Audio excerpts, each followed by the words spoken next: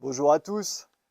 Aujourd'hui, je suis à Nevers, une ville évidemment qui m'est chère, et je voulais parler d'insécurité parce que vous l'avez bien vu lors des différentes émeutes qui ont pu avoir lieu. En fait, toutes les villes maintenant moyennes et secondaires sont touchées et c'est évidemment le cas de Nevers. Pourquoi je suis ici dans le quartier de la Rotonde?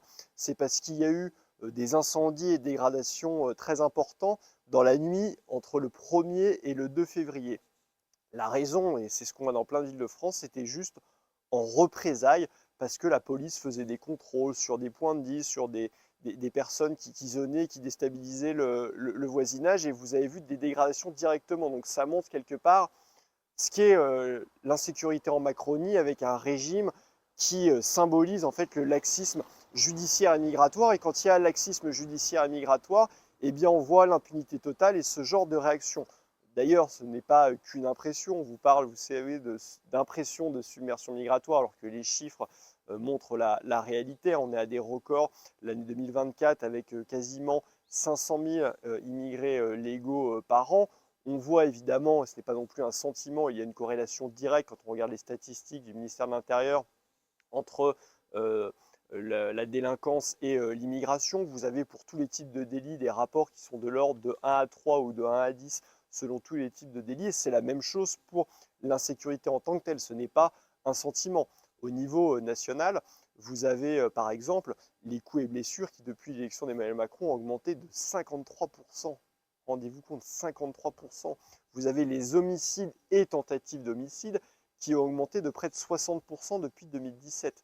Donc on arrête de nous parler de sentiments, il y a une réalité et c'est la conséquence directe en fait de cette impunité macroniste. On le voit malheureusement aussi au niveau de la Nièvre, hein. Les chiffres l'ont montré. Alors le journal du centre essayait de relativiser en nous expliquant que les chiffres avaient augmenté, mais c'était sur une base assez faible. Oui, sauf que les chiffres ont augmenté alors que la Nièvre est l'un des rares départements à perdre de la population. Donc finalement, c'est encore pire. En fait, la concession ou l'atténuation qu'ils ont voulu faire ne tient pas du tout la route encore à l'épreuve des faits. Et vous avez des macronistes de toute façon qui n'ont pas grand-chose à faire de l'insécurité. On le voit aussi dans la Nièvre parce que le maire de Nevers, Denis Turriot, a donné quasiment son feu vert pour un remplacement en fait de la police nationale, qui serait remplacé par des gendarmeries de Metz-Nevers en zone gendarmerie. Et son explication, accrochez-vous bien, c'est que la police nationale n'aurait pas assez d'effectifs. Or, la police nationale, c'est elle qui a l'habitude du maintien de l'ordre en zone urbaine. Et si la police nationale n'a pas assez d'effectifs, c'est de la faute en fait de sa majorité, parce que ça n'a pas échappé à Denis Turriot que ceux qui sont au pouvoir, ce sont les macronistes depuis 7 ans, c'est Emmanuel Macron.